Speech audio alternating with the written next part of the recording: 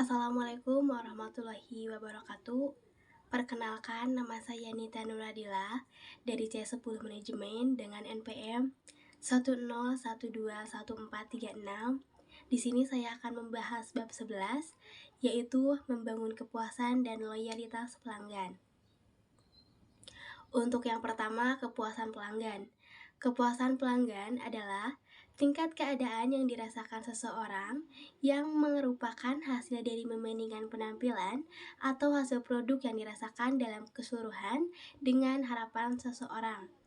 Terdapat 3 tingkatan kepuasan yang dapat digambarkan.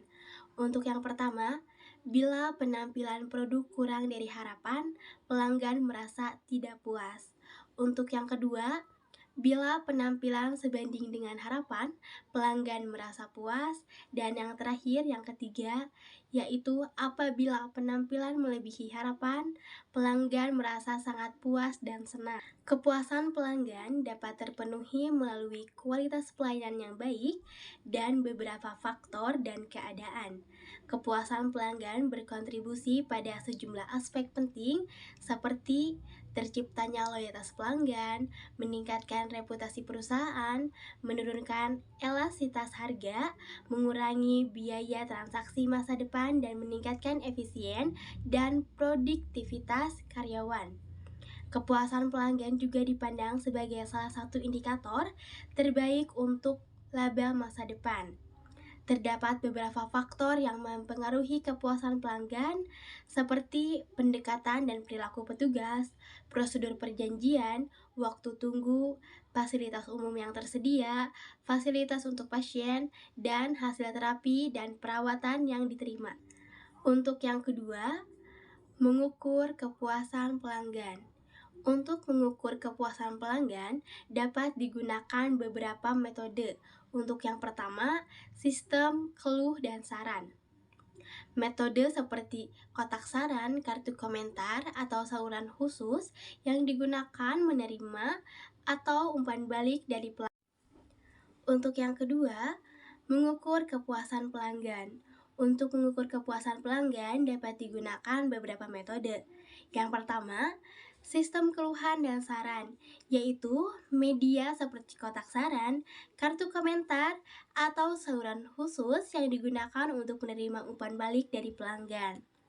Walaupun metode ini cenderung bersifat pasif atau sulit untuk mendapatkan gambaran lengkap mengenai ketidakpuasan pelanggan. Untuk yang kedua, survei kepuasan pelanggan, yaitu memberikan kemudahan kepada perusahaan untuk memperoleh umpan balik secara langsung dari pelanggan dan memberikan kesan positif bahwa pelanggan mendapatkan perhatian khusus dari perusahaan. Untuk yang ketiga, belanja siluman atau ghost shopping. Dilakukan dengan menggunakan orang yang berpura-pura menjadi pelanggan dan menghasilkan produk atau jasa perusahaan.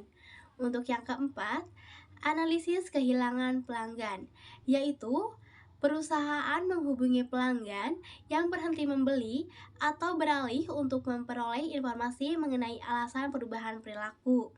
Untuk yang terakhir, yang kelima, yaitu melakukan pengukuran langsung untuk melalui pertanyaan kepada pelanggan mengenai kepuasan dan pelayanan tersebut.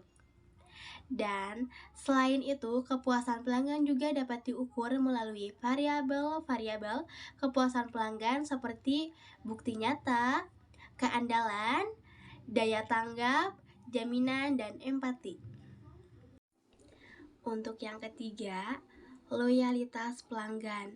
Loyalitas pelanggan merupakan aspek penting dalam pemasaran yang dapat diukur melalui berbagai indikator seperti komunikasi dari mulut ke mulut, keinginan untuk tidak berpindah ke pesaing, dan pembelian lebih banyak produk dari perusahaan.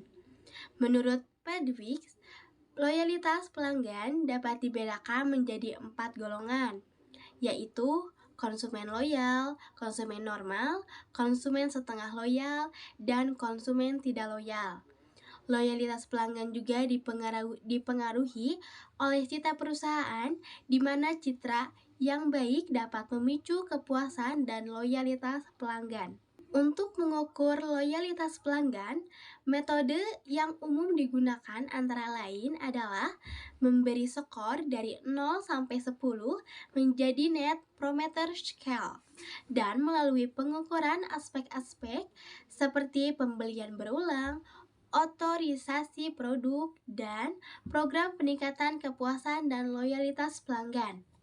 Oleh karena itu, untuk mencapai kepuasan dan loyalitas pelanggan, perusahaan perlu fokus pada kualitas produk dan pelayanan yang sesuai dengan kebutuhan dan keinginan pelanggan, serta mempertimbangkan keluhan dan umpan balik pelanggan secara proaktif.